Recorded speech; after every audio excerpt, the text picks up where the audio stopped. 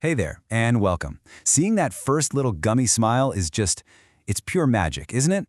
But it's also the kickoff for a super important journey, taking care of your child's teeth. Okay, let's dive into this guide for keeping that smile bright and healthy right from day one. But first, let's just jump right into a scenario that, every parent kind of dreads. There's a fall at the playground, a frantic moment, and a tiny tooth on the ground. It's a terrifying moment for sure, but knowing what to do can make all the difference. And I promise, by the end of this, you're going to know the exact and kind of surprising first step. All right, first things first. Why all the fuss about teeth that are just going to fall out anyway, right? Well, it turns out they are so much more than just little placeholders. They've got some incredibly important jobs to do while they're here. And it's wild just how critical these roles are. Baby teeth are absolutely essential for learning to speak clearly, for chewing up nutritious food, and for the healthy growth of their jaw. But maybe most importantly, they're like the perfect little gatekeepers, holding space so the permanent teeth know exactly where to come in. So here's the bottom line, and this is really important. What happens with baby teeth doesn't just stay with baby teeth. I mean, cavities can cause pain and infections, obviously. But losing a baby tooth too early can literally cause a domino effect, leading to crooked adult teeth later on. Okay, so how do we actually protect them? Let's get into the practical stuff. We'll move on to section 2 and see how you can build a super simple daily routine starting right from the beginning. It's pretty clear that good habits start, way earlier than you might think. Even before a single tooth shows up, you're already on the job, just wiping their gums with a damp cloth after they eat.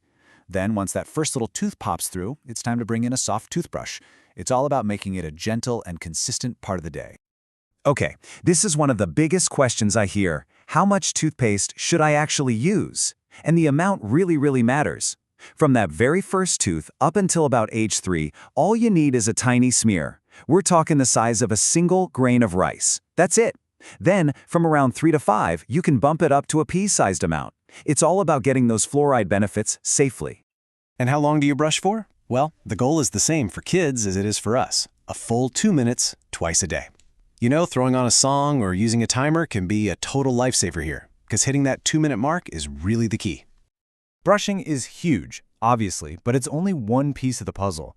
What your little one eats and drinks is just as critical.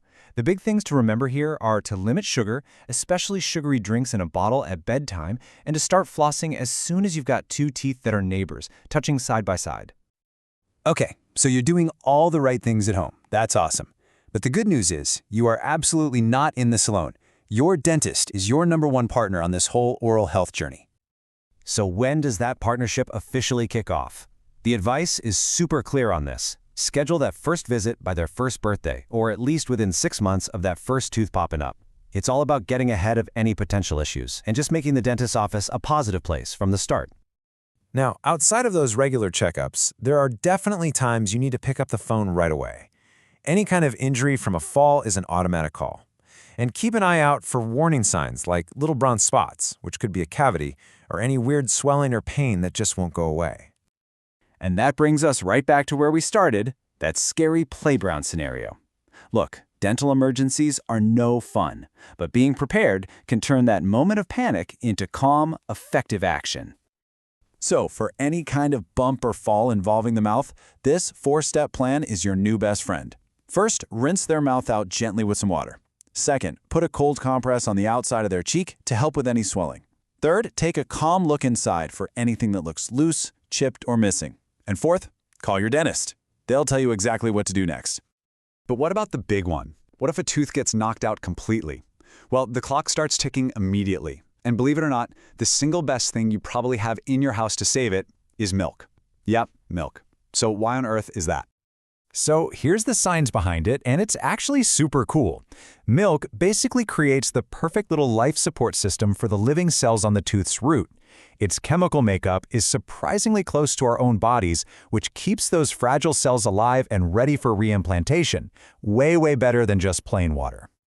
Okay, so this is the action plan you need to lock into your brain. 1. Find that tooth and give it a gentle rinse with water, but do not scrub it, ever. 2. Immediately put it in a small container of cold milk. And 3. Get to a dentist as fast as humanly possible. That first hour is everything. Okay, but there's a really important note here. This milk trick is absolutely crucial for permanent adult teeth. But baby teeth, they're usually not put back in because doing so could actually damage the adult tooth that's growing right underneath it. So, why the rush? Because the dentist still needs to do a full check for any other damage to the gums, the jaw, everything around it. All right, let's zoom out and pull all this together.